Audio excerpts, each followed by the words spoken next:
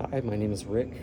Today the tactical skill that we'll be learning is defensive positioning in baseball, specifically defensive positioning that would be used late in games when it's a tie game or maybe you're up by 1 run. I'll go over a couple different defensive positionings that may be used in those situations, why they would be beneficial, and then the possible cons of those defensive positionings.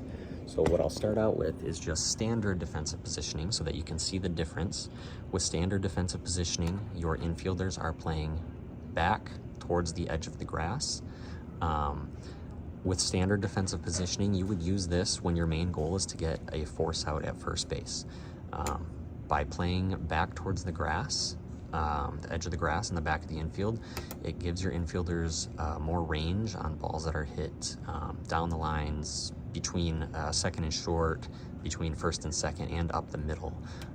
It'll allow your defense to get to more balls and be able to complete a force out at first base. Your outfielders in this positioning are just playing standard as well, where they would normally play. Now, one defense you may use late in a game is infield in. The infield in defense, all of your infielders are playing up on the edge of the grass on the inside of the infield, inside the baseline. You would use this defensive positioning when the goal is to prevent a runner on third base from coming home. So you would use this if there are less than 2 outs and there's a runner on third. Typically you use this later in a game, maybe the 8th or 9th inning if it's tied or you're up by a run. So runs are at a premium at this point in the game, and your main goal is to not allow this runner to score. With this defensive positioning, the cons of this is obviously there's more room in the outfield for bloop singles to drop. Also, if balls are hit hard in these gaps, the infielders have less time to be able to get over to them. But obviously the pros are that if the ball is hit at the infielders, they will get it quickly and they'll be able to complete the out at home.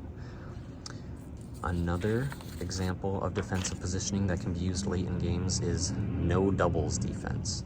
Now, no doubles defense, the second baseman and the shortstop are playing a pretty standard position. However, the first baseman and the third baseman are really hugging the foul lines.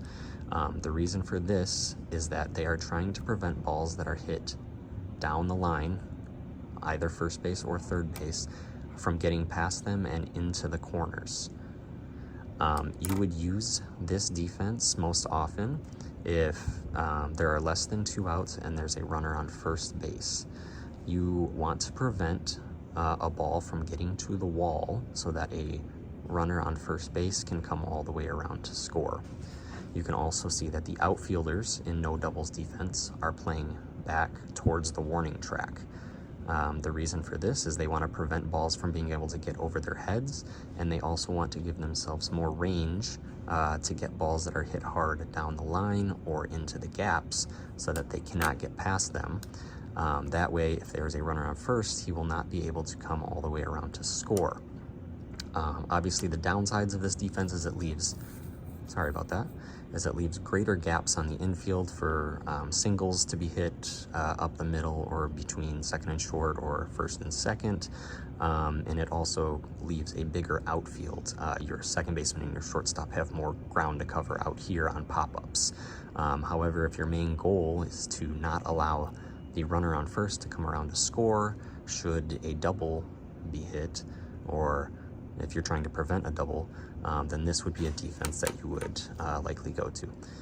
So those are 2 tactical skills and tactical defensive positionings that are very important late in games, especially in a tie game or if it's maybe a 1-run game and your main goal is to prevent a run from scoring.